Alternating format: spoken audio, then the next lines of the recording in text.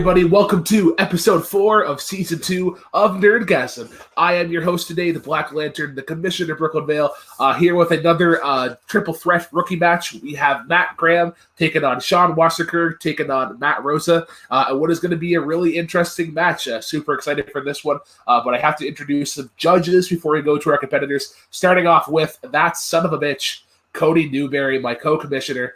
How do you feel about this match? Feels like it's been a little bit since we've recorded, but wow, what's going on? This match is going to be very interesting. Matt judges a lot. I've not really seen him debate yet, so no question, no real idea on that. Matthew Rosa was my first ever Battleground match and took me to the wire. And some people could have said he won, some people could have said he lost, but I won, so it didn't matter. And next is Sean. Sean is the next coming of myself, apparently, in these leagues. Everybody has told me to watch out. He is coming for all my belts. He is the next person to take me down. So I'm really excited to see how he fights. This is kind of like game tape for me because I will probably face him in the future. I have nobody winning this. I think Matthew Rosa, if he's focused and actually prepped, he can win on any given night. But I have to go with the people that people keep telling me. I have to go with Sean. All right. And our third judge today, he was actually the winner of the episode 2 of season 2. Also one of the smartest men in the community for joining the greatest faction ever, the New British Empire. That is one little boat, Kaleb Boatman. How are we doing today, and how do you feel with this match? All right, I'm feeling good. So I think this is going to be really interesting. Matthew Rosa is somebody who, the first ever match I judged in any of these debate leagues was him versus Ryan Permison, I think. Matt Graham, I know he's judged a couple of my matches. He's judged a ton of matches. I don't actually think I've seen him debate. And Sean Wasserkrug, never seen him debate, never seen him judge. What I do know is that he preps crazily. I once forced him to watch Chicken Little and Sky High and Home on the Range for a match, and he did it and took 200 pages of notes. So this will be very, very interesting. All right, well, let's get these competitors into the ring, starting off with one Matt Graham. Matt, how are we doing on this fine Sunday night that we were recording? I've had you as a judge in a couple of games on matches, so you definitely have some debate aura experience. But how do you feel that was definitely planned? Well, apparently I have a judging aura, so I'm not sure how to take that. But for that, I think you owe me a sandwich. Just saying. Probably. Like you said, I've judged a match. I've done a little bit of debating here and there. I love fandom. I really don't know what else to say. Let's fight, boys. All right. Joining us as well, and your opponent, you can find him on Jukebox Dance Off, Jukebox Trivia as a question writer. The minor threat, Matthew Rosa. I'm not going to ask you the general question of will you transpose to a major threat, but just how do you feel about coming into Nerdgasm? Yeah, I'm present. I'm here. Yeah, I'm tired. I went to a bonfire last night. Do with that information what you will. Let's do this. I got a headache. All right. And your final opponent today, supposedly by Cody, is the next person, but they'll have to probably go through me to get through to Cody. That is one Sean Wasserkrug, probably one of the most difficult last names to pronounce in this league, but that is not your fault. How do you feel about coming into to the Nerdgasm realm? Yeah, no pressure, right? Everyone's already crowning me for something. This is my first match in Nerdgasm. I'm excited. I like Matt. I'm pretty exhausted because I've worked all day today. So I did about as much prep as I could in a short amount of time. Once I found the questions, we'll just see how this goes. Pretty excited, and we'll see if I come out on top. All right. Well, let's get right into it, guys. These guys drafted categories from the various fandom TV and movie categories. We gave them the questions, and then they submitted their answers. The goal is to get to 3 points. There are 3 prep, and then there are some speed round questions that we'll get to inevitably. After the 3 prep rounds, the person with the lowest score will be eliminated. But let's get right into it. Question number 1 is going to come in the category of Disney animation. and that is what is the most underrated Disney animated movie pre-1990? So we're going with some oldies here. We're going to start off with Matthew Rosa. You have 1 minute for your opening statements. Time begins when you start talking. Listen, man. Whenever you think about Disney movies, what is the first most important part of a Disney movie? The most important part of a Disney movie is the soundtrack that comes out from it. And if we're going to talk about the great soundtracks that are underrated, we got to talk about Billy Joel's soundtrack for Oliver and Company. And we have to talk about Oliver and Company as a whole. Oliver and Company is a movie that perfectly encapsulates the spirit of that urban life and what, maybe those stray dogs are up to when the cameras aren't on and when we can't see them. It's like The Secret Life of Pets, but soundtracked by Billy Joel. Who doesn't want to watch that shit? I want to watch that shit. You want to watch that shit. It's a good movie. And no one ever talks about it because I think it kind of just got lost by the wayside because, the other piano man, Elton John, decided to go and make a Disney movie of himself. But we need to think about Oliver and Company. Oliver and Company is really quality. Also, if this question was 2010 onward, I would say Meet the Robinsons. All right. Nice and efficient there with your opening statement. On now to Matt Graham. What do you feel is the most underrated Disney movie? Well, when you think about Disney movies, most of the time you think of current. You think of their live action, which recently the best live action movie that came out was Jungle Book. But nobody talks about the original.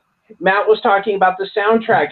I'm sorry, if you hum The Bare Necessities, everybody knows that song, but nobody goes back to the original. That is where Disney started its animation. If you think of a coming-of-age movie, you think of his mentors. You could think of Baloo. You could think of Bagheera. But nobody thinks of those because it was made in the 60s. All they see is what was released by Jon Favreau a few years ago. So to make it underrated would be the fact that everybody sees the new one, not the original. All right. Excellent. And to round off the opening statements, over to Sean for what your choice is for the most underrated Disney animated movie. Now, for me, when it comes to underrated, it comes to a situation where it's a movie that is a fantastic film that has shaped the way the movies go from now on, but doesn't get the credit for doing it. And for me, I'm picking the movie that is wildly underrated and is literally the movie that started the Disney Renaissance. It was, a lot of people think it's Little Mermaid, but it was actually this movie that came out right before it, which was The Great Mouse Detective. Before Great Mouse Detective came out, Disney was failing miserably. No one was watching their movies anymore. It was losing a ton of money, and then they took a shot at making a movie that is based off of basically a Sherlock and Watson, and it turned into a classic. I mean, this film, a lot of people just don't think to remember it, but when you bring it up, everyone goes, "Oh my God, I love that movie," and which epitomizes the term of underrated. And that is why I'm going with the movie that started the Disney Renaissance, Great Mouse Detective. Excellent. We are now going to go into the free forum, about 5-ish minutes, but Cody will be taking the lead on this one. Matthew Rosa is going to be starting with this, I believe. So let's get it on. I think it's absolutely absurd to make the argument that The Jungle Book is underrated. Any movie that has received its own live-action remake is not underrated because, by definition, they remade it because they knew it was going to make a shit ton of money. They are not chomping at the bit to remake Oliver and Company because Oliver and Company didn't make a shit ton of money. We're not talking about money makers. We're talking about movies that are underrated, movies that were quality films that nobody gave the time of day, that didn't get what it properly deserved. The Jungle Book, you said it yourself, sing the bare necessities, and everyone is going to know it. That's because it isn't underrated. Everybody knows it. Everybody knows The Jungle Book. Everybody loves The Jungle Book. It is a quality film, but it's past the threshold of underrated. It shouldn't have even been accepted as an answer, but it was, and that's fine.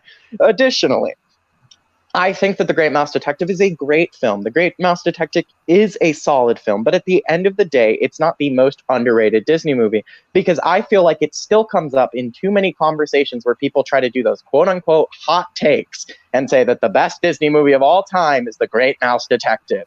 Listen, asshole, it's a Sherlock Holmes movie. It's not even a particularly good Sherlock Holmes movie. It's fairly average. Oliver and Company did something unique, something interesting. It showed us a new way to do a Disney movie, which the others didn't. Matt. Okay, so you want to talk about underrated? Are you talking about remake? Both of your guys' stuff is being remade from Disney Plus right now. As a matter of fact, they are looking at They're talking about Tom Hiddleston playing the lead in Great Mouse Detective. Oliver and Company is supposed to be following Lady and the Tramp on Disney Plus as we speak. But you talk about Jungle Book being underrated. How many people before the remake came out actually thought about it? They had to have been older. If you talk to kids nowadays, they had no idea that it was a movie. Yes, you talk about it making a bunch of money. Well, of course it did. It's arguably the best Disney remake of all. Great Mouse Detective, it's just a Sherlock Holmes movie for kids. The only difference between that and, say, Romeo and Juliet is the fact that it came out 20 years before it. That's the only difference. If Sherlock Holmes was being made, there were several of them made throughout time. Oliver and Company is just another, you could almost call it West Side Story or The Outsiders. It's a group of people coming together, building up somebody else in the gutters. That's all it is. So you talk about everybody knowing the song. Yeah, but how many people had actually seen the original 60s cartoon until the remake happened? So of course it's underrated because not everybody thought of it.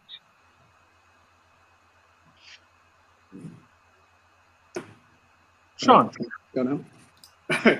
I'm going to agree with Rosa here. Jungle Book's not underrated. How many people have watched the cartoon? Everyone's watched the cartoon. Everyone knows Bare Necessities. Everyone knows, I'm blanking on the song, the King song that King Louis sings. Everyone knows Baloo and the cartoon franchise. And why it's not underrated? A, it was one of the first Disney remakes. B, it had multiple sequels. Baloo had a spin-off cartoon. Underrated, you wouldn't be doing all these extra things with it, making sequels and stuff like that. Oliver and Company and Great Mouse Detective did not have that stuff. And while, yes, you're saying that, yes, there are going to be some spin-offs for it, they still have not happened yet. Jungle Book was one of the very first ones, and then it even had another movie based on Jungle Book as well. So it can't be underrated when it's constantly being brought up and in the limelight of everything going on today. Oliver and Company, you're saying it's unique? It's Oliver Twist. You're going to attack me for Sherlock Holmes and call me an asshole for it? I'm not being a pretentious douche about it. It literally is a great film. It doesn't matter that it's about Sherlock Holmes. In fact, Sherlock and Watson, the actual Sherlock and Watson, are in the film. The mice are in the house that Sherlock and Watson are in. It's a unique tale that brings it for a children's story, but it also has dark elements to it, just like Pixar films are today. So if anything, Great Mouse Detective was the breadcrumbs that led to the Pixar films in terms of showing a lighter and a darker end. It's got fantastic story, fantastic characters. It's got great light and dark tones. It's got a fantastic villain, and Professor Radagast done awesomely by Vincent Price. No one remembers Oliver and Company because no one remembers Oliver and Company. It was the first movie I ever saw as a kid in the theater. I don't remember it. I've never wanted to go back and rewatch it. It's got a Rotten Tomato score of 50%. At least mine and Jungle Book are in the 80s. And great soundtrack. I can't recall one single song from that soundtrack. And while Great Mouse Detective doesn't have a lot of music, it doesn't need it to overtake the film. Jungle Book, yeah, it's all about the soundtrack, but the soundtrack overtakes the story. Great Mouse Detective is a fantastic story throughout with great action sequences, great finale, and a fantastic climax, and beautiful characters throughout without having to let a soundtrack be what makes it big. Because a great movie doesn't need to have a soundtrack overtake the film, a great film overall, and having good music with it without having to be a sing-along for everyone. And that's what Great Mouse Detective did, and that's why it's the underrated one, because no one considers that. All right, Matt. I could not disagree more with the argument that a great film doesn't need a great soundtrack. And maybe you were just tripping on your words, but at the end of the day, a soundtrack is a part of a film. To say that something that is a category at the Oscars doesn't count is absurd. And also, to argue Rotten Tomatoes scores somehow contributing to a film's place as whether or not it is the best underrated film is absurd. Sure, plenty of critics didn't like it, and that's fine. It was underrated. Literally, critics gave it ratings that it was not deserving of. It deserved to be more respected. If you can say that the soundtrack is unexceptional, that is on you. I have plenty of friends who love the showtune industry and love to listen to Oliver and Company's songs because you have great Billy Joel songs working throughout that show. So as much as you would like to argue that it's just Oliver Twist, it's not just Oliver Twist. Of course it borrows the name of Oliver, but it's not Oliver Twist. There's so many sequences and things that are unique about it. The scene where they are going through the streets is entirely unique. It's interesting, it's fun, it's well animated. The animation in The Great Mouse Detective was subpar at best. It's one of the ugliest looking Disney animated films. So I wouldn't consider it that solid. And then additionally, The Jungle Book is gorgeous. It's incredible. And guess what? It's not underrated. It's always loved. It's going to be loved forever. No one's ever going to forget The Jungle Book. Plenty of people are going to bring up The Great Mouse Detective to sound cool in front of their friends. And Oliver and Company is going to consistently be ignored. And that is unfair. It's so underrated that people wouldn't even expect it to be debated here. Oliver and Company is a solid film with solid characters, a solid story, and the best Disney soundtrack. I said it. I love the Lion King soundtrack, but I'm taking Oliver and Company. Matt, go, please, go. Okay, so you're talking about it being the best soundtrack. You're talking about it being the best soundtrack of all time? No, you could say, let's put it like this. Beauty Beast, it has a much better soundtrack. Jungle Book absolutely has a better soundtrack. You only say that it's better. Tarzan absolutely has a better soundtrack than Oliver and Company. You're only saying it's the best because of the fact it's sung by Billy Joel. That's all it is. I do agree with you, though. The animation in The Great Mouse Detective is terrible. It's a cross between CGI or computer generated and hand drawn at the time. It's sloppy. It's supposed to be dark and gothic like the original Sherlock Holmes stories was, but it just doesn't look right. Oliver and Company, he's right. It's just a ripoff of various different stories to put together.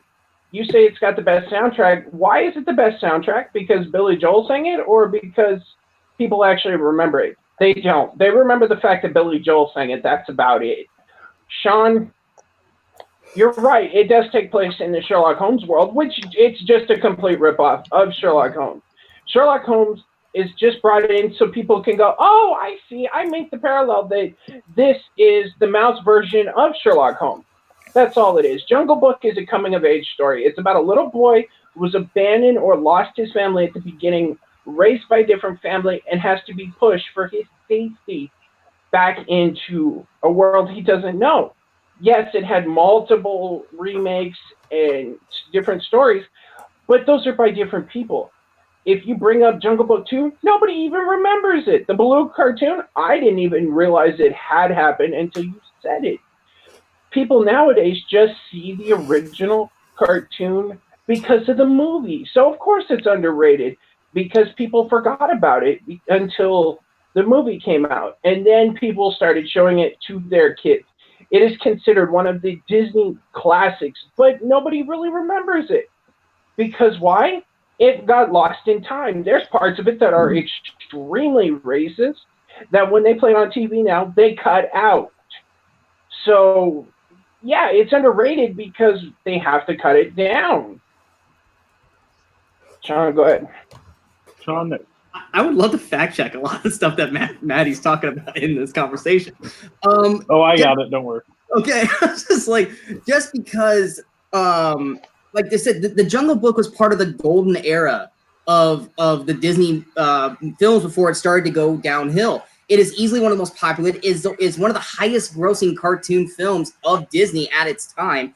no one forgot about it. And every time there's ever a highlight video or a highlight kind of film strip of Disney cartoons, Jungle Book is always a part of it. What two aren't a part of it? Oliver Company, Great Mouse Detective, among others, which is why Matt and Rosa and I's options are considered underrated films, where the Jungle Book is right where it needs to be. It is labeled as one of the top Disney films. It's constantly brought up. It's constantly remade. And it's constantly in the Disney sphere, where Oliver and Company and Great Mouse Detective aren't. They're talked about in little circles, like Matt said and like I said. And with Oliver and Company, you keep bringing up great soundtrack. I haven't heard you mention any of the songs. I can think at least 10 films of the Disney cartoons that have better soundtracks that we can name the songs, we can sing the lyrics of the songs. Oliver and Company, I can't think of a single song. All I remember is a dog with a red scarf around his neck and a cat. That's all I can remember. And you talk about one scene about it walking down the street looked real cool. I can come up with multiple scenes that look fantastic. And you guys say, oh, the animation doesn't look good. Because it was trying something different and unique.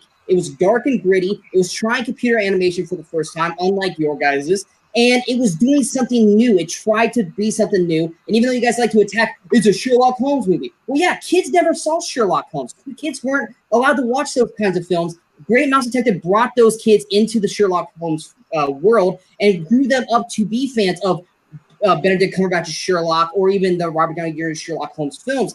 There are phenomenal scenes throughout, whether it's the death scene, whether it's the chase scene with the balloons, whether it's the Big Ben finale. You got great characters with Basil, Radagast, Olivia, Toby, Fidget the Rat. You guys aren't even mentioning any of your characters. I can mention how great all these characters are. They have great villains, great sidekick characters, great build of story, great character build throughout the whole way through. And while yours are good films, mine's a great film that is still not talked about to this day, unless Matt likes to think I'm just trying to be cool. No, I'm looking at great films overall. And Great Mouse Detective is a great overall film, and that is why it's better than the other two. All right, Matt, Rosa, wrap this up in your final thought. And then Matt will go, and then Sean, and then we'll give our verdict. Okay? Listen, man, all of these other arguments have said these fun buzzwords of great character development or great scenes, but there's been so little specifics. And so if you're going to point out my lack of specifics, that's the pot calling the kettle black. We are all not being very specific because we have a limited amount of time to make this argument. As far as I'm concerned, Oliver and Company has plenty of outstanding sequences. There's the sequence where they're in the food kitchen for the first time and they're trying to steal the food. It's entertaining. They're fun characters. They're lovable. And what I love about it is it's an ensemble. It's all about how they all work together. It's about the functionality of the film as a whole as they work together. The film is underrated, is the best underrated film, which was the specific question, because at the time critics didn't get it, and now people are coming around and recognizing that it was a solid film.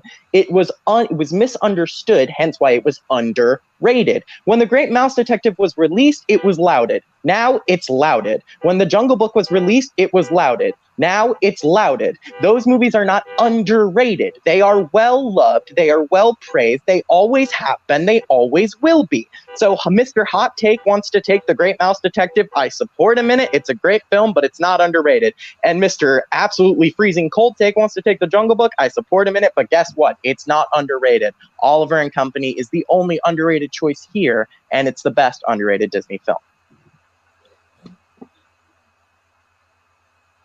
All right. All right. So you want to talk about underrated?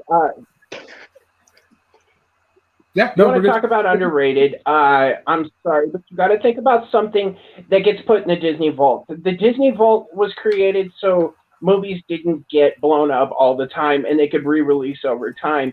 The Jungle Book has been in that vault the longest.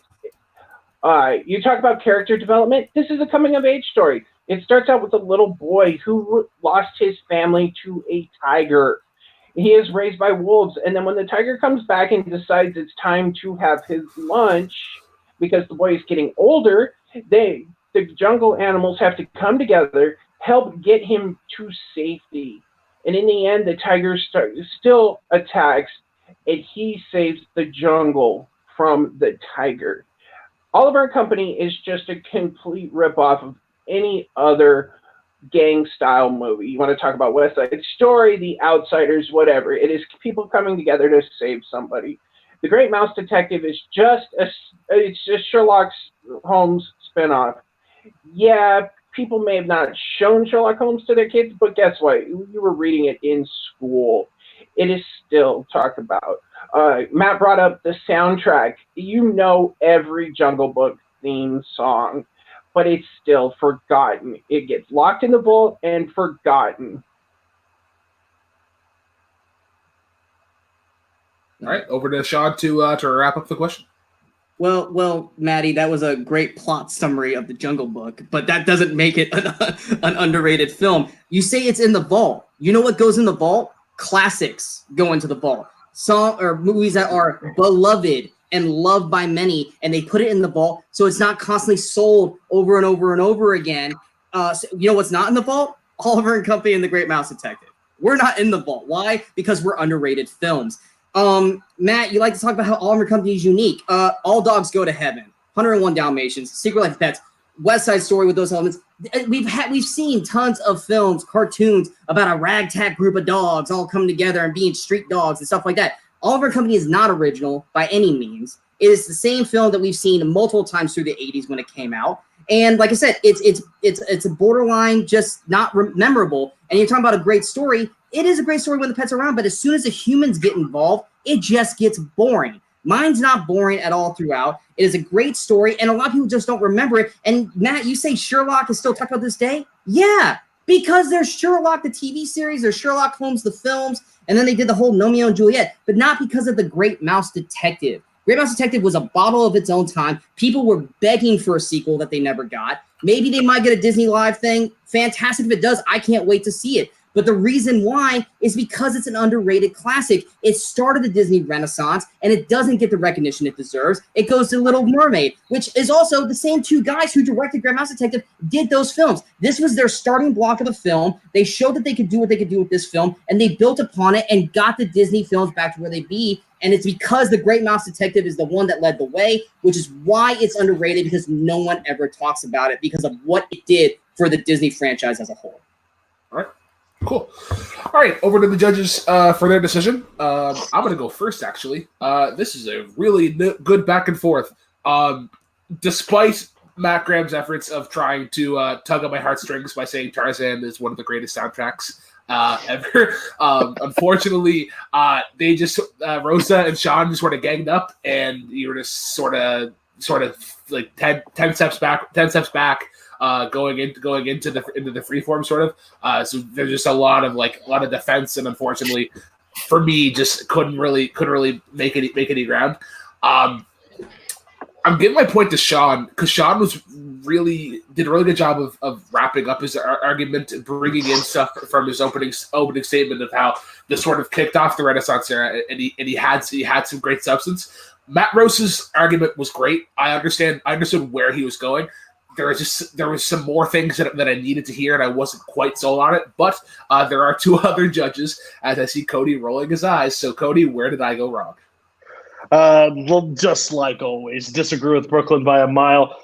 Matthew did a great strategy called Make You Fight My Fight, and Sean bit right into it most of the match. Basically ran on a rant about soundtracks, used most of his time to talk about songs, which was not the question, and Matthew Rosa used a lot of his time to redefine the question and make it sure that we understood what the point of the question was, and I think he detailed it. I think Sean was great with his closing. I think he was great with his opening. I just think Matt made Sean fight his fight, and that's where the middle ground was lost. But again, Brooklyn and me are always different, so I go with Matt Rosa.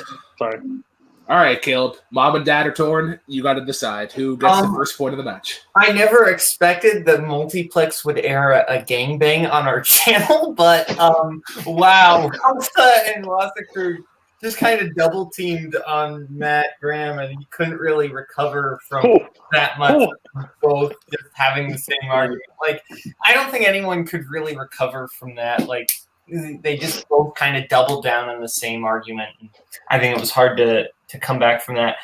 It comes down between Sean and Rosa, and I think for me, Rosa pulls it out for coming up with that Great Mouse Detective is still being like slowly kind of coming back, whereas Oliver and Company still isn't really being talked about. And also the Rotten Tomatoes thing, I think Sean kind of shot himself in the foot with that one. Right. Well, by the way, just have some fact checks. Tom Hiddleston is in the talks for a Great Mouse Detective at some point. They're talking about it. Oliver and Company is not set to be on Disney Plus, and also Oliver and Company by BuzzFeed is considered the most underrated Disney movie of all time. So Matt actually picked the correct choice of underrated. But I don't know about the synopsis of The Jungle Book before today. So thank you, Matt Graham, for that. All right. Well, let's move on to question number 2, which is becoming a bit of a trend with season 2, and that is Rocky has been a favorite of these new competitors. And despite the dislike of this style of question, Cody actually wanted to do a pitch question for Triple Threat. This was your idea. Oh, I was drunk. Sure. Because that's always a great excuse. All right, so your Rocky question for this Nerdgasm match was pitch Creed 3, because we know it's going to happen. Creed has been making money. But let's go right into the opening statement, starting off with Matty G. You got a minute. Time begins when you start talking. All right, so we're pitching Creed 3. I want mine directed by Sylvester Stallone. He directed several Creed movies. I wanted to open where Rocky's cancer's back. He's sitting at the doctor. It's coming back. It's worse. He's only got certain time to live. Then we're going to move forward a little bit in time, and Donnie has claimed the championship. He is fighting Danny Stuntman Wheeler again. He's out of jail. That was played by Andre Ward in the first one. And while it's going on, Rocky goes down, just like in Rocky 3. Donnie sees it, and he's starting to get worried. As they're taking Rocky out, Rocky looks at him and says, "Continue to fight. I will be here when you're done." While that's going on, all Donnie can think is what's going on with Rocky. He gets knocked out to the point he's put in the hospital. Donnie, after a couple of days, starts to recover, goes to see Rocky. Rocky's on his deathbed. He brings in Tony MacDuke and his son, Tony Little Duke, who was played by Wood Harris and Tony Burton in Creed and in the original Rockies. He says, "I want you guys to get this title back. It's my dying wish. You guys need to get along, put aside the bullshit. I know you, Little Duke, and Donnie have had issues. Get it straightened." So they start training. Rocky dies. While they're training, all Donnie can think about is the loss of Rocky. That was his best friend. That was his mentor. That was his connection to his dad. He starts to get depressed. He starts to stop training. And Mac pulls him aside and says, "Look, when your father died, I had to help him and Rocky get through it. Yes, Apollo died, but he would want you to fight. He would want you to continue to fight." And then we flash to Rocky. Rocky is sitting with Donnie, and he looks at him and says, "Keep fighting." We're going to go over to Sean next for your pitch of Creed 3. So with mine, I'm having Ryan Coogler come back to close out the trilogy and / franchise. Adonis having lasting effects after his last 2 battles with Victor Drago is no longer the amazing fighter he used to be. Going 1-4 in his last 5 fights and almost getting to 40 years of age, he decides to go into retirement since Bianca's singing career has really taken off, and them now having a son as well as the daughter. Creed's is home with the children while enjoying life outside the ring when he gets news that Rocky has passed away. Meanwhile, in the boxing world, Victor, who's now the champ, dominating, gets knocked out and seriously injured by a new brash up-and-comer, kind of like a Conor McGregor type of character, and takes the belt and lights up the boxing world, being loud, cocky, and unique. The boxing world mourns the loss of Rocky and wants to put on a memorial show in his memory and wants Creed to come out of retirement to go for the belt.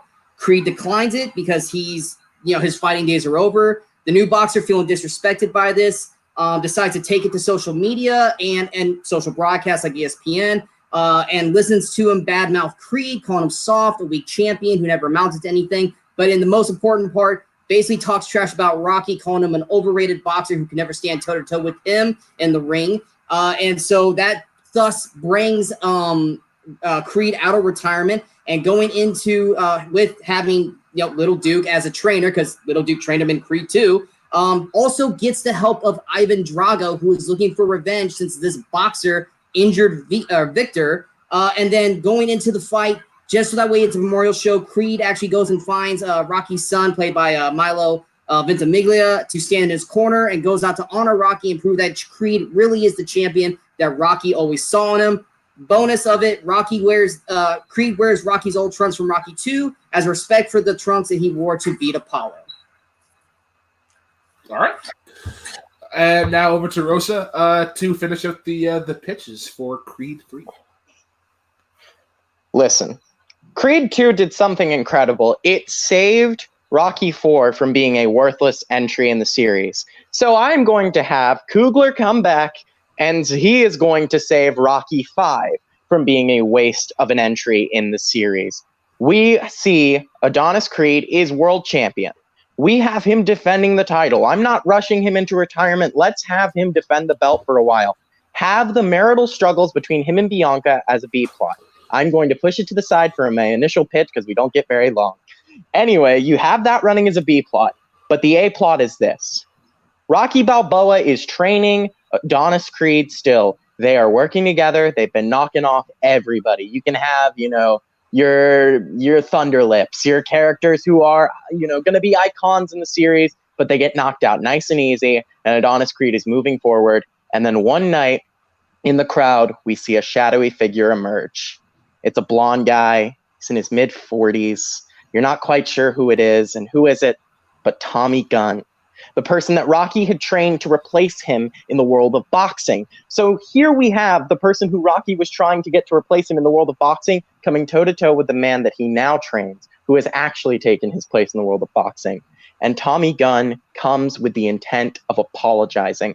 But Rocky is shown not to be the most rational character throughout the series, so we have him say no. He denies Tommy Gunn. He gets into a fit of rage. He tries to start a fist fight with Tommy Gunn, and he drops.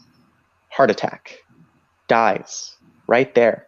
No great hero send-off for Rocky. He doesn't die valiantly. He dies in a fit of his own rage, covered in his own sweat and spit, as Tommy Gunn just sobs at the man that he once knew falling apart. And Tommy Gunn has to step up, train Adonis Creed. He becomes the new coach for Adonis Creed, and Tommy Gunn takes the place of Rocky in this franchise. Excellent, efficient timing. We'll now go into the 5 minutes of freeform and hand it over to Cody. We were starting off with Matty G, so let's get Not 5 minutes, but 5 minutes-ish. So Matt, start it up.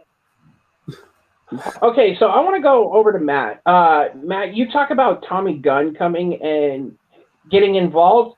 The end of Rocky 5, he lays him out. That would be the last thing he would do, is to come and help Donnie. He wanted to fight Rocky at the end, and Rocky laid him out. Yes, Rocky 5 isn't the greatest of movies, but the ending where he whoops Tommy Gunn's ass is the highlight of that movie.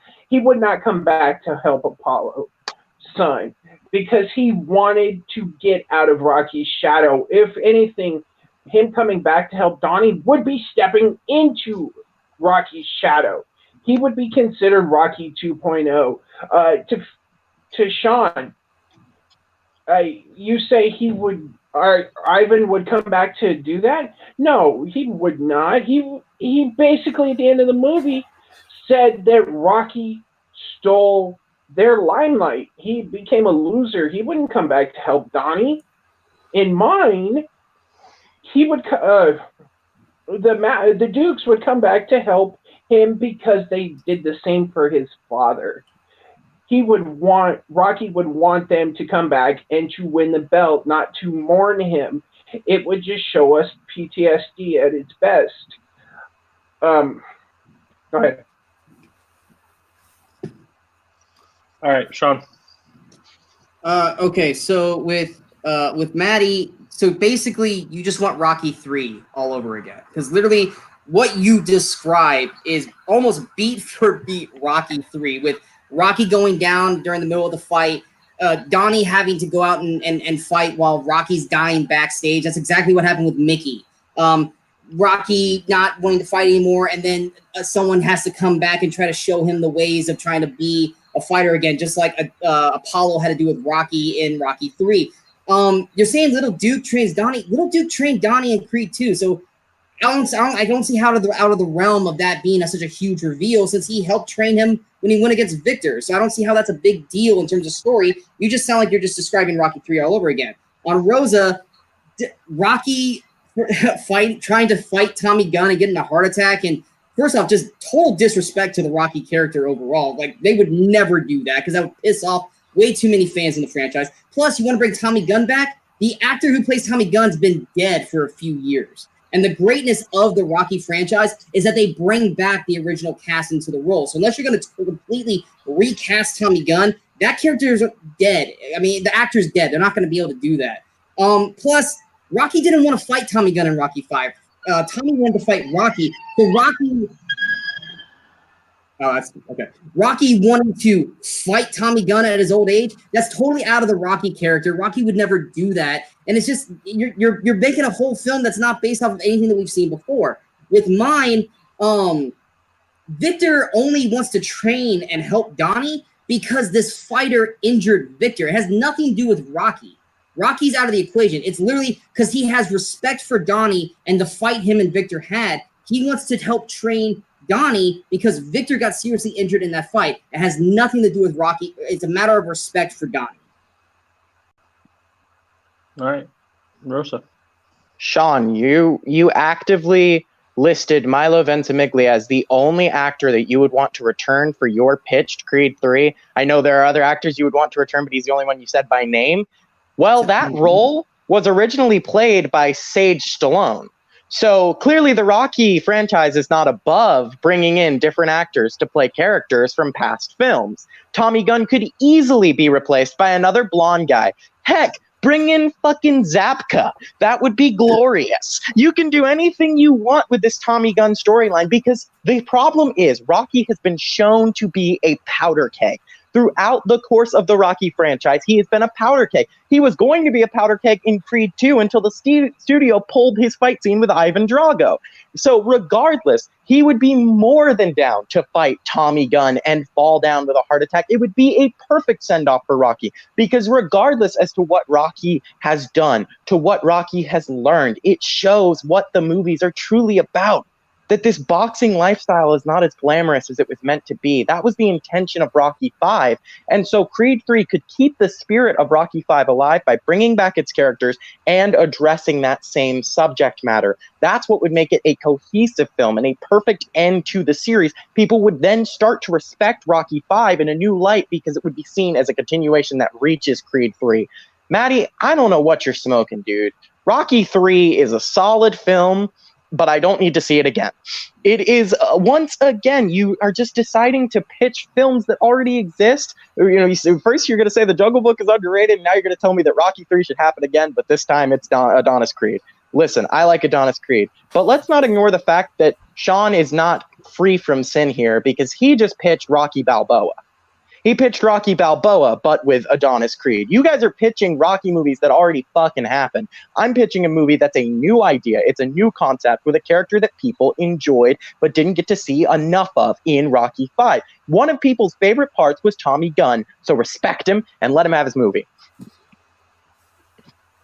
You say people respect Tommy Gunn. The whole debate between him and Rocky is one of the worst parts of Rocky 5. Basically, you're just repitching almost Rocky 5. You talk about we're repitching movies.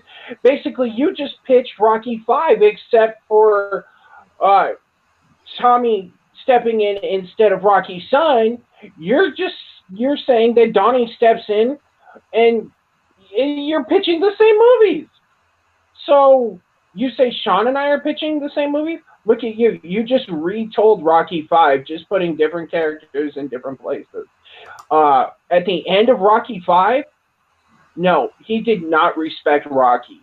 Tommy Gunn was guilted by his manager to come out of Rocky's shadow. But if he steps in and training him because he respects him, no, that just cancel out everything that happened in Rocky 5. You say Sean is Rocky Balboa? Sure. And we're retelling stories.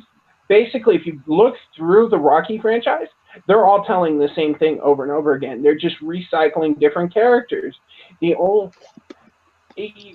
take Rocky 1 and Creed 1, it's almost the same thing.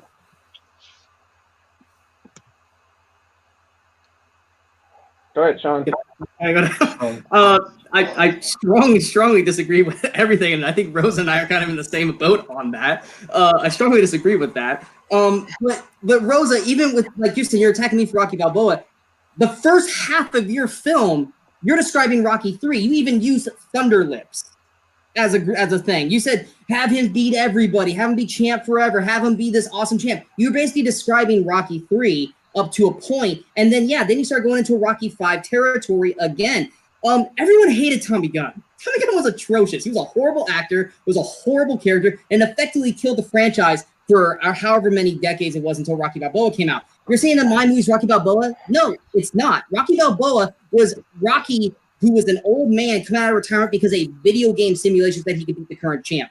Mine is nothing like that. Mine, like Donnie's retiring because he's lost too many matches because of his fights with Victor. It's a unique story of him not giving up because Rocky died off screen. Because if you guys remember, Rocky or Stallone retired his Rocky character. You guys are wanting Stallone in these films. He retired. He's not going to pop up in these movies.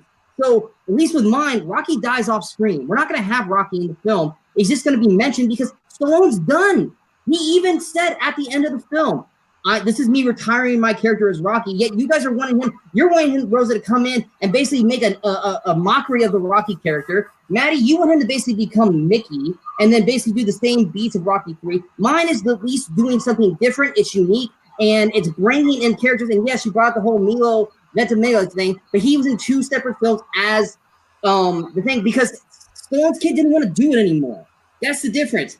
Your character's just dead. Now, yeah, if you want to recast someone, cool. Do Kurt Angle because he actually looked like Tommy Gunn in Rocky 5. And then with mine, I'm going to bring this new boxer. I'm going to cast someone like Aaron Taylor Johnson who's ripped and who can actually box, or someone like Jack Rayner and get him in shape. And also by elevating a good actor in another great film, not only are we building Michael B. Jordan and ending a perfect franchise, we're also building someone as Aaron Taylor Johnson who just kind of doing superhero films and kind of like Godzilla movies, and giving him a meteor role, or someone like Jack Rayner who was fantastic in Sing Streak and Midsummer, and giving him the forefront in another great film.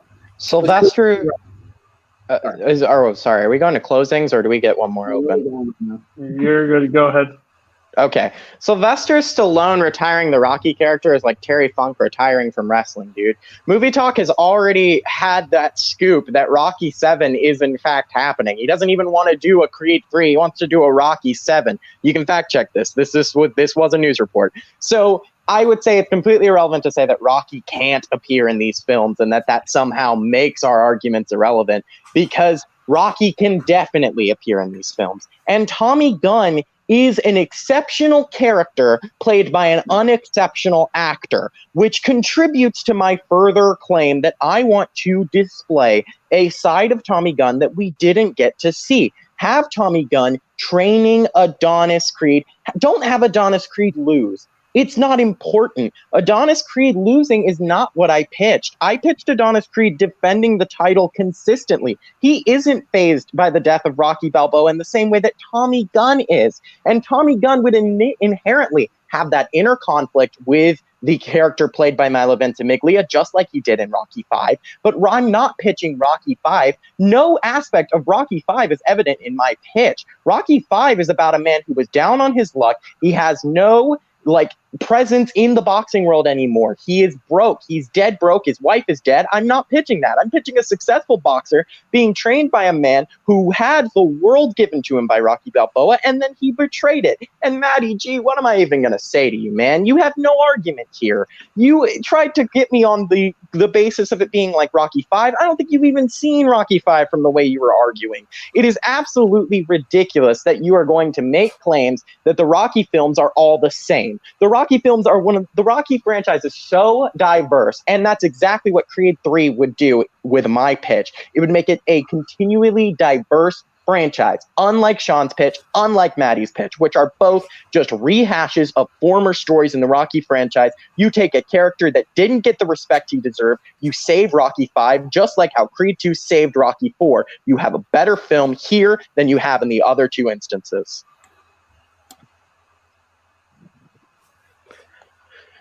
All right, so you want to say that it's not basically all you. Okay. Was that Rosa's final thought or no? No, so I was third. Okay, all right. Yeah, Maddie, final. Yeah, so it's me.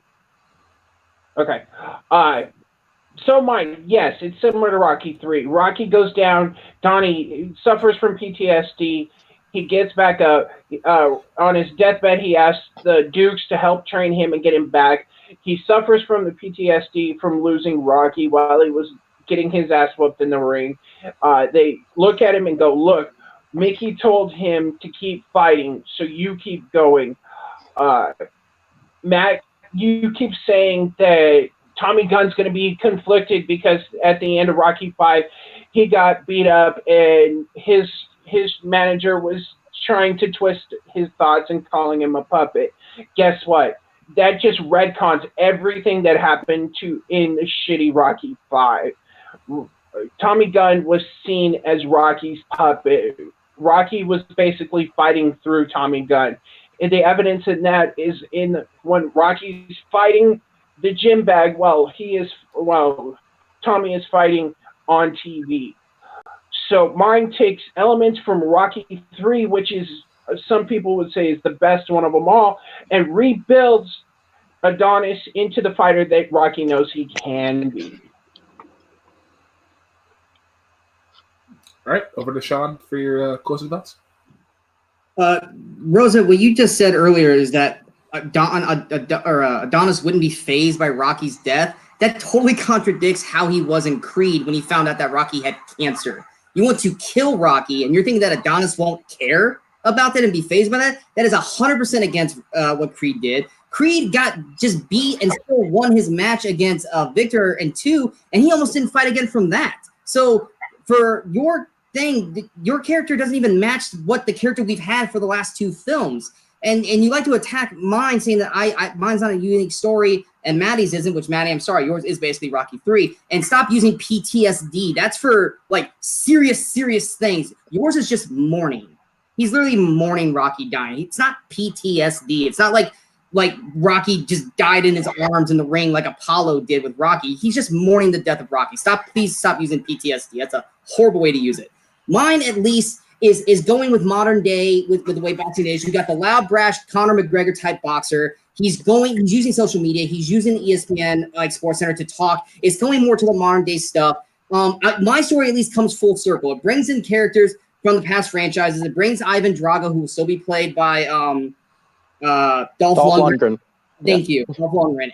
You're bringing everyone full circle, and it ties up and ends the franchise in a beautiful thing, showing that Adonis really was the champion that Rocky believed in him all along, and basically gives a nice, full, complete story to Ryan Coogler's story that he told from Creed 1 to Creed 2 to Creed 3. Yours, you're going in a whole separate different direction that takes the whole franchise away from what we've seen and does something completely different, which I commend you for doing that, but it's down a road that is going to turn off a lot of fans. And the great thing about Rocky is a nostalgia story or a nostalgia franchise, and the best thing about Rocky and Creed is the underdog element, and you're taking that underdog element completely out of it by just making Adonis a favorite and just basically a nonstop, kind of like a Mike Tyson monster with no underdog element. That's what you're going to lose with Rocky, and that's why my pitch is better.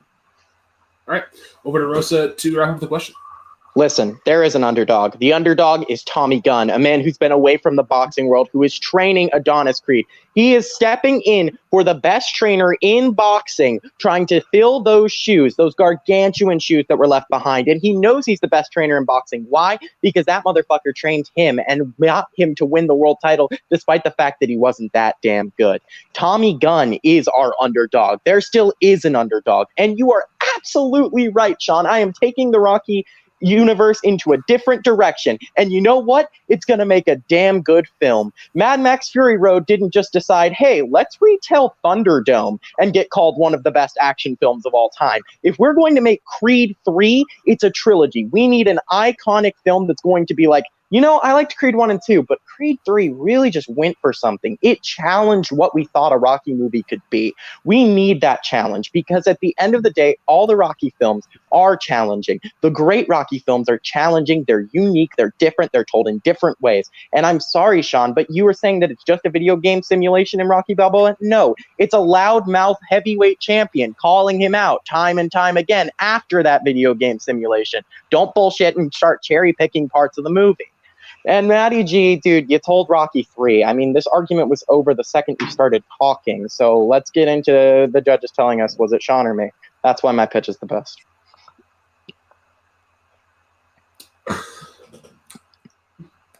To quote Kaleb Koho, some fire closing arguments. Fucking yikes! From their decision. Starting off with Caleb Boatman, you broke the tie last time, so I'll let you go first. Who gets your point and why? I mean, bold of Rosa to just count somebody out before the match has ended. But, you know, it is what it is. I am going with Rosa, though, for his whole argument about kind of taking something challenging from the Rocky movies and, like, making Creed 3, like, the one that's, like, that's the end-all, be-all. That's the one that challenges what a Rocky movie can be. So I'm giving it to Rosa. All right. I'm going to go next, and I'm actually agreeing with my fellow faction mate. Rosa gets a point. I often like to say that offense wins games, but defense wins championships, and Matthew had a really good defensive, like, well, this is why this is wrong, this is why this is wrong, this is why this is wrong, and he just really was able to sort of maneuver through every attack.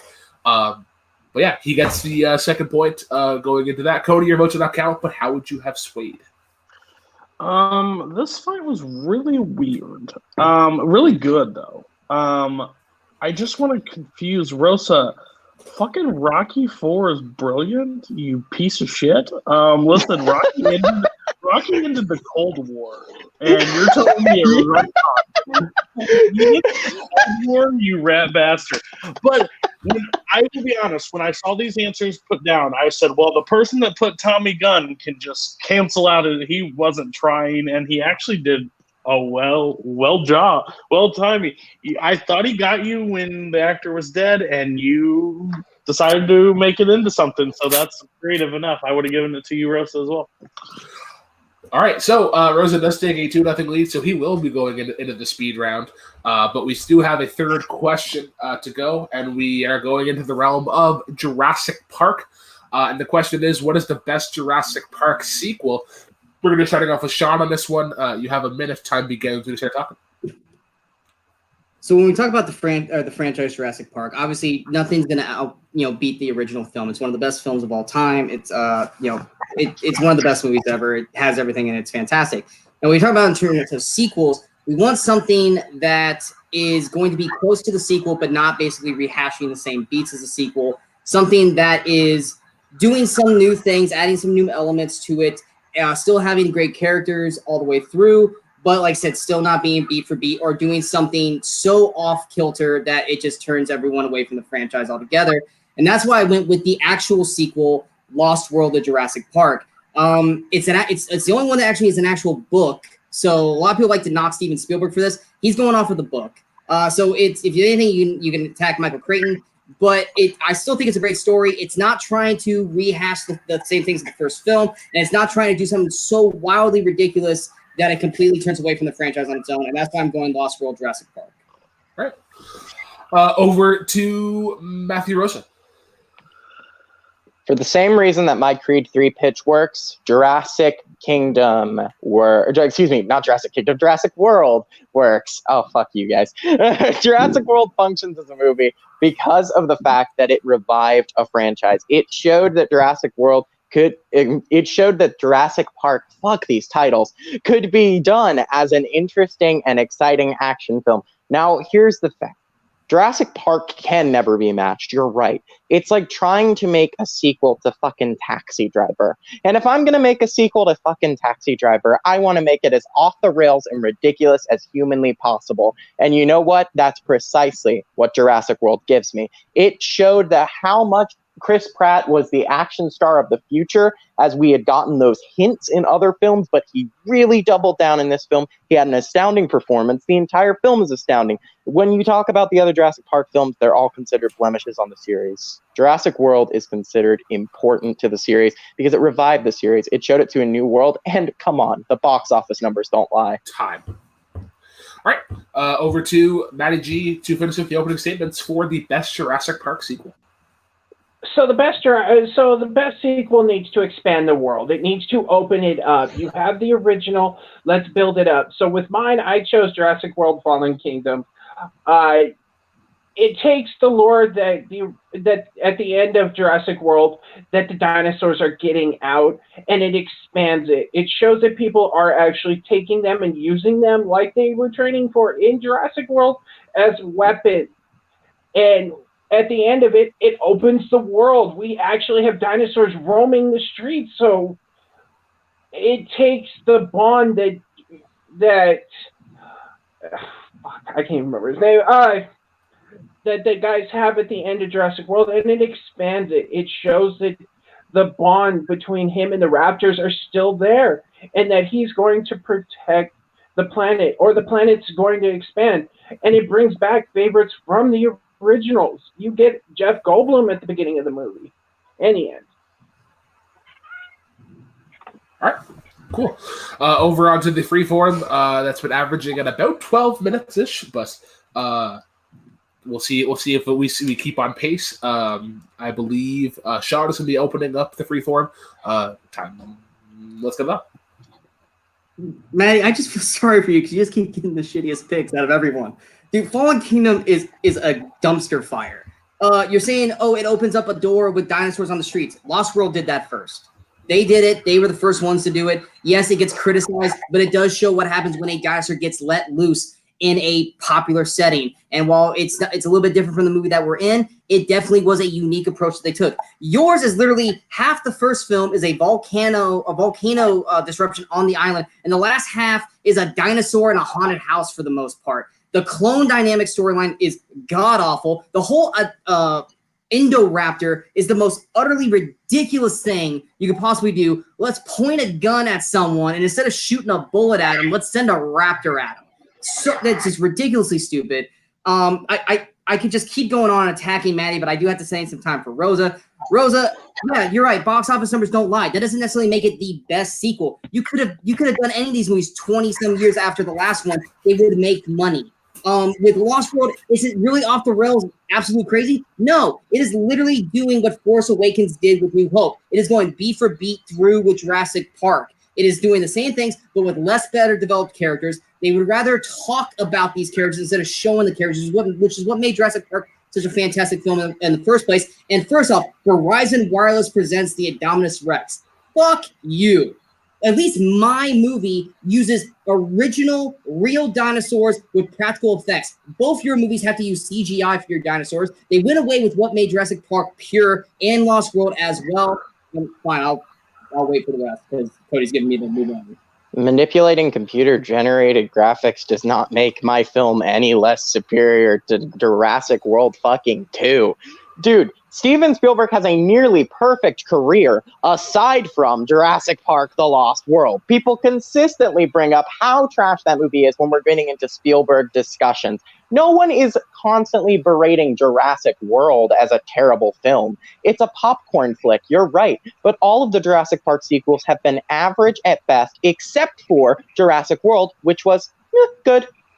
I walked out of that theater with a smile on my face and popcorn in hand saying, oh, wasn't it cool when the Indominus Rex did this? Or wasn't it cool when this happened? No one walked out of Jurassic Park, The Lost World feeling like that. They went, wow, that was really shitty. I can't believe they got Jeff Goldblum to do this. And then there's Fallen Kingdom, which ruined everything that Jurassic World had done. You have the amazing chemistry between Chris Pratt and the Raptors. You're right. And Fallen Kingdom didn't do very well with that. It didn't do very well with that at all. Matt. Okay, you say the Jurassic World. You say the Jurassic World loses that. It's a period of time. There's time difference. So yeah, they're going back to save what dinosaurs are there because they're. If they were people, you would call it a hero story. Sean says that it's basically the same thing as Lost World. The Lost World is just a single T-Rex taking over San Diego. Wow, one dinosaur ran through and ate somebody's dog. Matt, you said that yours is totally different than Jurassic Park. It's the same movie. Fuck, it's basically on the same island. You actually see when the two kids are running from the Adonis Rex, they're in the original park. So what's the difference between that? It's almost a copy and paste of the same thing. Let's open a dinosaur amusement park. Oh shit, the dinosaur gets out and starts fucking terrorizing it. At least in mine, it expands it. It shows that, you know what, these dinosaurs are getting off the island and they're going to tear some shit up. Yes, the whole haunted house thing kind of was weird. But raptors hunt like that. They hunt their prey just like any other predator. All right. So, first off, both of your movies do one thing that was critically said the wrong thing to do with this franchise, and that's try to weaponize the dinosaurs. Let the dinosaurs be what they are. They're fucking dinosaurs. We're not trying to do military. We're not trying to make them into weapons of mass destruction. Just let them be fucking dinosaurs. Both your movies try to do that. Maddie, your movie's great until it goes into that last act where the Indominus Rex is basically the Plotosaurus, where it has to add new things to this dinosaur to keep the plot going throughout the film. They just would have kept it. Oh, wait, here's this dinosaur. Oh, he's got camouflage now. Oh, wait, he's part raptor now. That means he's talking to the raptors. Your movie basically keeps writing itself into a corner, and then they have to come up with a new plot device that the Rex now has to keep the movie going. Maddie, dude, you're focusing on the last, 30 seconds of the film about how they're in the world. We don't ever get to see that stuff because that's literally how the movie ends. You're talking about the movie that hasn't happened yet. In the whole haunted house thing. Let's not even talk about the clone girl. They made a fucking girl clone, and then she lets them go at the end because they're like me, which is one of the worst lines. Both of you guys also have a horrible character in Claire. She should have been killed off in Jurassic World. She literally is one of the worst written characters in the film. At least in Jurassic World, the characters are a little more well-rounded. We get Vince Vaughn, who is a nobody at that point. He's only done Swingers. He brings a great dynamic. What's his name? Pete Postolitha. Wait, I'm butchering the hell out of that guy's name. The guy who played Roland. He's a great character that wants to hunt the T-Rex. You get great dynamics. You get great action sequences with the T-Rexes, which we don't really get outside of the finale in Jurassic World. And the T-Rex basically greatly is neutered for the most part in Fallen Kingdom, which is a sacrilege, and which is why Jurassic Park 3 failed, is because you disrespect the T-Rex, you disrespect the franchise. Mine at least has a phenomenal raptor sequence, which, I mean, yours did too, Rosa. I'm not going to deny Jurassic World had an awesome raptor sequence, but mine had the tall grass scene. It still led the raptors to be a horror element and not just a crazy action sequence. Like I said, and just like what Maddie said about Rosa, Jurassic World is a lot just like Jurassic Park. They literally are using parts of Jurassic Park in the film to elevate it and make it better and having to do callbacks. Jurassic Lost World is at least doing other things and not trying to rehash.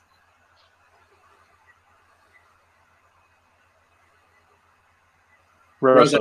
Did he freeze? All right. No, I'm here. Dude, you keep putting your foot in your mouth. You're telling me on one hand that my film is nothing like the original Jurassic Park because it's an action film and it doesn't incorporate the horror elements, but then you're telling me that it's a rehash of Jurassic Park. Listen, I understand. Jurassic Park 2 really is trying to hold on to the horror elements of Jurassic Park 1 badly. really fucking badly. It's a terrible film that is trying desperately to cling to what made Jurassic Park 1 great. It starts with the fact that you have a terrible story. Just on its very core, regardless as to how many great sequences there are, the story is incessant. So sure, if you want to say that Jurassic World is a rehash of Jurassic Park, which it isn't, go rewatch it. But even if it were, it would still undeniably have a better story and be a better film than Jurassic Park: The Lost World, because The Lost World was not only a bad novel, it was also a bad film. And you're right, Spielberg stuck almost shot for shot with the book. You know, so did Vince Vaughn. Vince Vaughn's in a lot of those shot-for-shot remakes, just like the Psycho remake, and we all loved that, right? At the end of the day, there is nothing more insufferable than the story of Jurassic Park: The Lost World, and there's nothing more insufferable than the disrespect to the franchise that Jurassic World: Fallen Kingdom has. Jurassic World, the first Jurassic World, shows what these characters can do. It's an action film. It's a popcorn film. It's fun for everybody. It's not a horror film. You're right. It's an action film done well, done properly, with the best action hero in the damn biz right now, Chris Pratt, doing what he does best. All right, let's wrap it up. Maddie, close it out. Jurassic World Fallen Kingdom is the best sequel because it opens the world. It builds it up. It takes what Jurassic Park and Jurassic World did and expanded on it. It shows us that, yes, bad people sell shit on the black market. So at the time, they're going to start selling dinosaurs. How do they do it? They clone them just like they did in the first ones. Basically, they take the science from the first ones and add to it. In the opening of Jurassic Park, they say, well, what do you use to finish the DNA? He says frogs. So in this one, they use various different dinosaurs. So they get something bigger. It's just like in the world nowadays. What's the next big item? Well, okay, we have dogs. We have dog fighting. We have various different types of weapons that are sold. What would be the most dangerous? Let's take our military out and drop a couple of dinosaurs in there. They'll go eat everything. Jurassic World 2, it's basically a single T-Rex that gets out and terrorizes San Diego. Jurassic World is just a cut and paste copy of the original Jurassic Park. Go ahead. I guess Sean. I think I screwed up the order, but Yeah. Sorry, Sean. He said Matt, and I just ran with it. Or Rosa. Matt, Rosa probably needs to close because he closed final last time. Matt, what the order I had? The order I had it here was Sean, Rosa, and then Matt. So Sean should have started the closing arguments, but. Sorry about that. He just said Matt go, and I just started talking. No, my bad. Okay, well, since Rosa closed, that's my bad.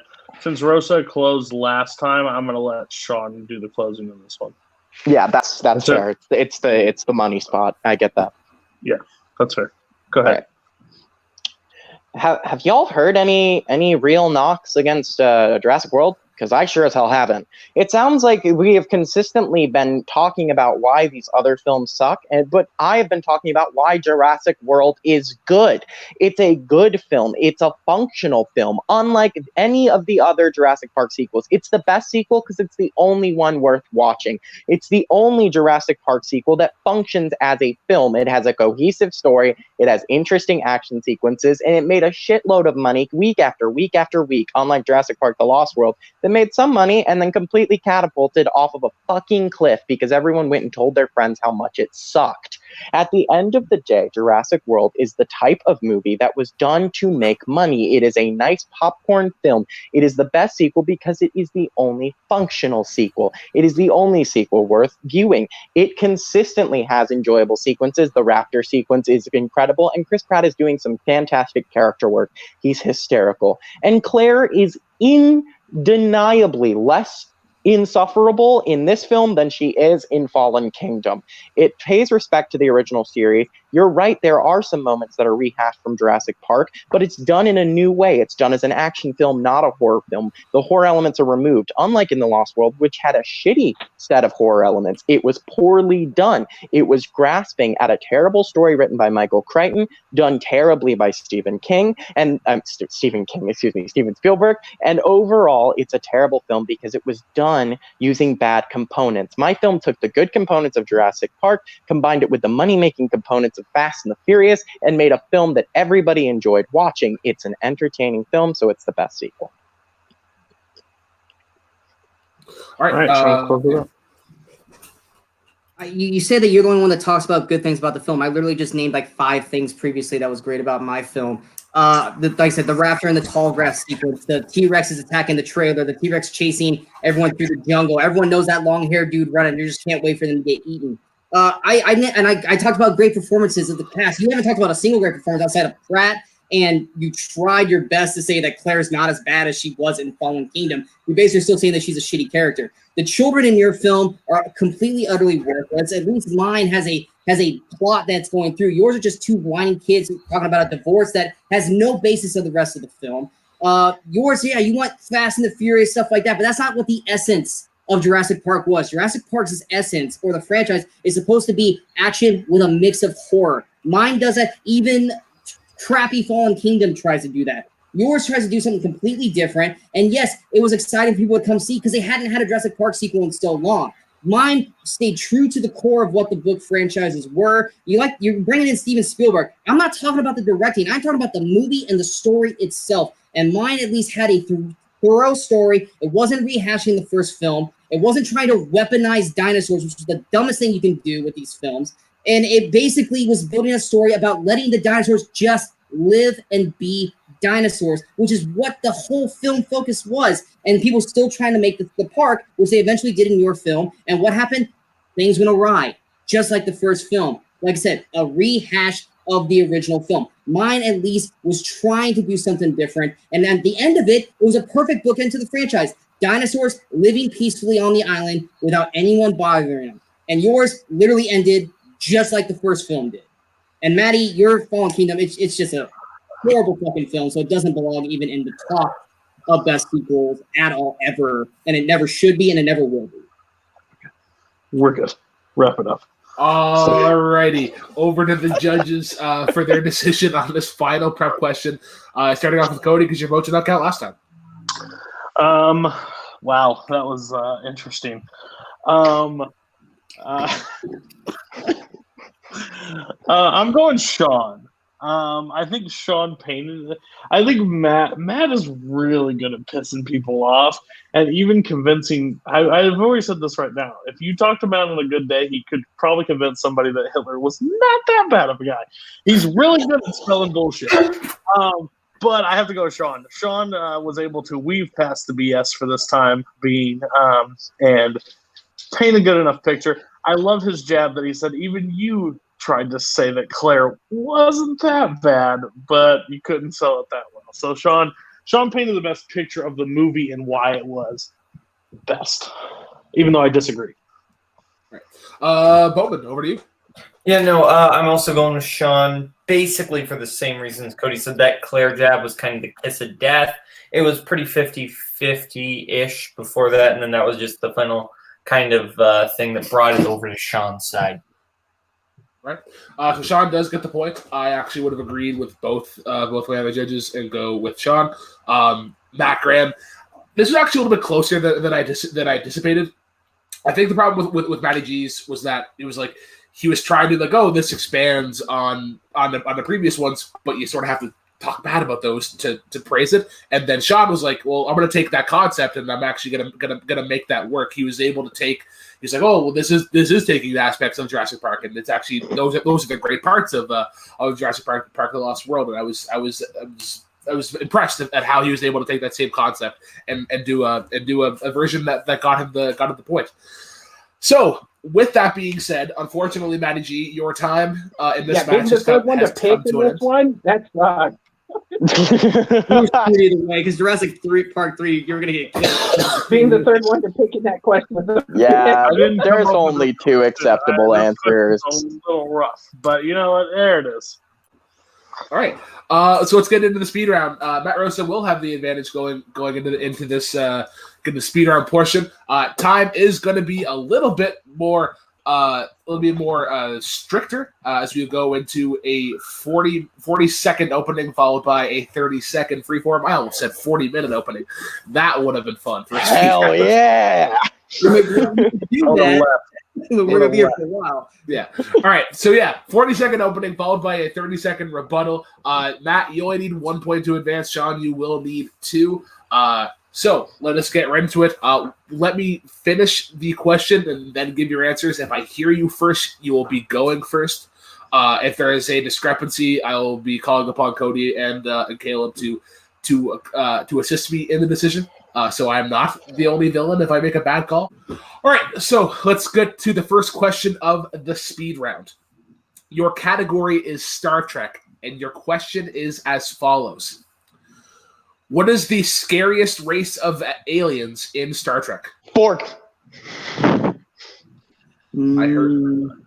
heard the Klingon. right? He yelled. Yeah, that was Matt. He said the Borg. The Borgs? All right. The Borgs. All right, Rosa, you got 40 seconds. You're opening. Has he picked? Did he pick? Yeah, he said the Klingon. He's at Klingons. Oh, my bad. I'll sit back. All right, Rosa, you got 40 seconds. Time begins when you start talking. There's a reason the Borg appear in more Star Trek films than any other villain. They are the scariest. They are so intimidating. They are so undeniably scary because they are consistently shown to be able to assimilate anyone into their ranks. It is shown that even Picard is not invulnerable to the allure of the Borg. The Borg can give you the ability to feel like in First Contact they gave to Data. They are consistently shown to be creepy, always sneaking around, one and the same. They are all one conjoined mind. They can break your spirits. They will break you. They are consistently and undeniably shown to be terrifying. First Contact practically functions as a horror film with the sequences with Data and the mother of the Borg. All right. Over to Sean now for your opening statement. I mean, the Borg aren't even the most used villains. That is clearly the Klingons. The Klingons are the basically the main rivals to Star Trek through the television series, through the movies. The Klingons where there's at. The Klingons look scary. They got the bumpy faces. They got the razor sharp teeth. They are not willing. They basically have no reasons to not be vicious. They are cutthroat all the way through. Yes, the Borg look creepy, but they look no different than anything from like Hellraiser, which, I mean, yes, it's a horror, but it's just very gothic, and they got tubes, and it's no big deal, but they're just robots. The Klingon are actual alien races with razor-sharp teeth that will do nothing to kill and take over whatever they're trying to go after. I'm good. All right. Over to the rebuttals now. Starting off with Rosa, you got 30 seconds. You're absolutely right. The Klingon are shown super frequently. I thought this was a question exclusively about the films, but if it's not, that's fine. The Klingon are shown frequently. Like with the character of Worf, who is one of the best superheroic characters in the series, there is never a Borg that is shown to have the same amount of understandability and compatibility with the human race as there is with Worf, who is consistently shown to be a genuinely kind and loving character. There is no kind, there is no loving in the Borg. They are all broken. The only ones that function are the androids. They are terrifying. Time. All right. Over to Sean to finish up the question. Yeah, you have Borg, but that's just one of an entire species. The entire other species, the rest of the way, are cutthroat, and they're going to kill whatever they do. The Borg, they're basically emotions. They're no different than, like, Daleks in Doctor Who. They're very one-dimensional. They just go straight through. And once you made Patrick Stewart a Borg, the horror element of it really went away. With the Klingons, they're always going to go for the – they're going to always go for the juggler. They're always going to go for the kill. And, yeah, we have that one good one, but that doesn't mean that the rest of the species is not terrifying to come after the whole way through, and that's why they're consistently always in the franchise. Interesting speed round, considering my lack of knowledge in the Star Trek. So I was going into this pretty fresh. God damn, I'm gonna go with Matt on this one. He was able to convincingly sell why the board was scary, and he was able to use sort of some of Sean's opening statements against him, and Sean sort of led into that horror aspect of it. But I'm not the only judge here. Go over to Cody next. Who gets your point and why? Well, disagree with Matt. The Borg is featured in one Star Trek movie. It's called First Contact, and it is shit, just like the rest of the new Next Generation. But they are terrifying. And I think the hardest jab of the entire fight was Worf. He is literally a good guy of the team. And I think he tried to sell it, but he brought up like Hellraiser and stuff like that. I think he might have just picked the wrong one. I had to go, Matt. All right. Well, that means your winner of episode 4 of Nerdgasm Season 2 is the minor threat, Matthew Rosa. Kaleb Boatman, your votes do not count, but how would you have swayed? I would have also gone with Rosa. I think Borg's just tough to argue against. I think, I don't envy Sean's position. I think Rosa just made a really good argument for them being scary and them kind of taking control. And the Worf thing was the nail in the coffin. All right. Well, let's quickly get into some post-match interviews, starting off with Matthew Rosa. Matt, you had the advantage going into the speed round. It seemed like had a lot of fun with this match. And just in debate in general, like I've seen you do well in dance off, and now you're sort of courting over into the nerd side of debate. How do you feel about your performance today? I'm still here, motherfuckers. Listen, man, debate is my favorite realm because trivia, I am but the things that I love, I am so obsessive about that I could argue it till my dying breath. Sean, you had an absolutely incredible debate. You're a great debater. I think that you have a future in Debate League, but it's really going to come down to you got to be able to defend literally anything, no matter how much it sucks. Because, man, I just wanted to give my best, even with some terrible picks that I had, like with Jurassic World. So I think this match was fun, but I'm looking forward to the future. All right, over to Sean. Sean, you had a great performance. I think there was a solid effort. I think the hype is definitely there. You just ran into a Matthew Rosa that was on fire. But how do you feel about your performance today? Well, I mean, I'm not a Star Trek guy, so as soon as I knew speed round was Star Trek, I was like, well, I'm screwed. So I did the best I could, with that one. But I mean, yeah, apparently, if you throw a bunch of cuss words around and belittle people, you win rounds in here, which is what Rosa's good at. So if that's the way it goes, I'll just be a little bit meaner next time. So Rosa, thanks for the backhanded compliment. I'll take it under advisement and we'll throw it in the trash. But yeah, it was still a fun match all the way through. I mean, we both just kind of bullied Matt the whole time, which I kind of sorry about. But either way, if we go at it again, I'm sure it'll be just as heated, if not more heated now. But yeah, it was a fun time. All right. A potential heel in the Nerdgasm might be the first heel of the in the roster, but I don't know. We'll go over to the judges' final thoughts. Go to Boatman. How did you feel about this new crop? It was a good fight. Sean, I don't envy his position because I was kind of in a similar position with Warzone and Fandom, in which I had made my debut in the Gauntlet, not in an official match, and Koho was touting me as if I was like the second coming in Fandom, and then I lose my first match. Which kind of sucked, but also I'm not that great at Fandom. I'm just okay. But no, I think it was a good fight all around. It's just one of those things, if you get a category you're not super great in for the speed round, not really much you can do because you can't prepare. All right. And my co-commissioner, that son of a bitch, Cody Newberry, how did you feel about this match?